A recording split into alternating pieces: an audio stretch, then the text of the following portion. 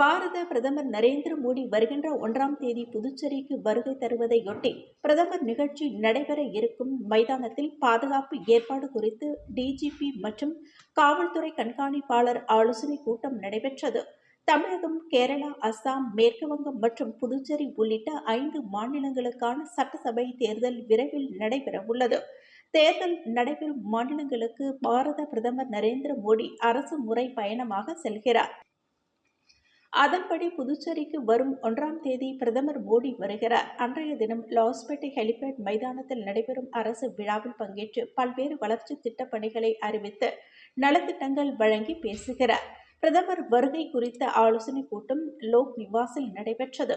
இக்கூட்டத்தில் துணைநிலை ஆளுநர் கைலாஷ்நாதன் தலைமை தாங்கினார். முதலமைச்சர் ரங்கசாமி, சபாநாயகர் செல்வம், அமைச்சர்கள் நமச்சிவாயம், லட்சுமி நாராயணன், பாஜக மேலிட பொறுப்பாளர் நிர்மல்குமார் சுரானா, மாநில பாஜக தலைவர் ராமலிங்கம், தலைமை செயலர் சரத் சௌஹான், டிஜிபி ஷாலினி சிங் மற்றும் அரசு துறை செயலர்கள், உயர் அதிகாரிகள் பங்கேற்றனர். கூட்டத்தில் பாரத பிரதமர் நரேந்திர மோடி வருகையின் பொழுது புதுச்சேரியில் அறிவிக்கப்பட வேண்டிய திட்டங்கள் மற்றும் பாதுகாப்பு ஏற்பாடுகள் குறித்து விரிவாக ஆலோசிக்கப்பட்டது. இக்கூட்டத்தை தொடர்ந்து பிரதமர் மோடி நிகழ்ச்சி நடைபெறும் மைதானத்தை புதுச்சேரி டிஐஜி சத்யசுந்தரம் நேரில் பார்வையிட்டார். அப்பொழுது பாதுகாப்பு ஏற்பாடுகள் மற்றும் காவலர்கள் எண்ணிக்கைகள் எந்த இடத்தில் அதிகப்படுத்த வேண்டும், அனுமதி பாதையில் சோதனை செய்வது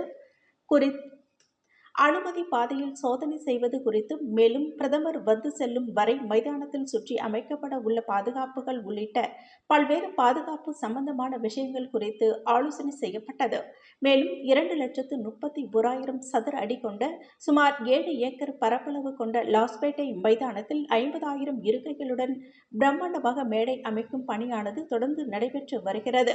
பார்க்கிங் வசதிகளுடன் கூடிய 12 இடங்கள் தேர்வு செய்யப்பட்டுள்ளது. மேலும் விழா மேடை அமைக்கும் பணி தொடங்கப்பட்டுள்ளதால் மேடை பகுதிகளில் தற்போது இருந்தே காவல்துறையினர் தீவிர பாதுகாப்பு பணியில் ஈடுபட்டு வருகின்றனர்.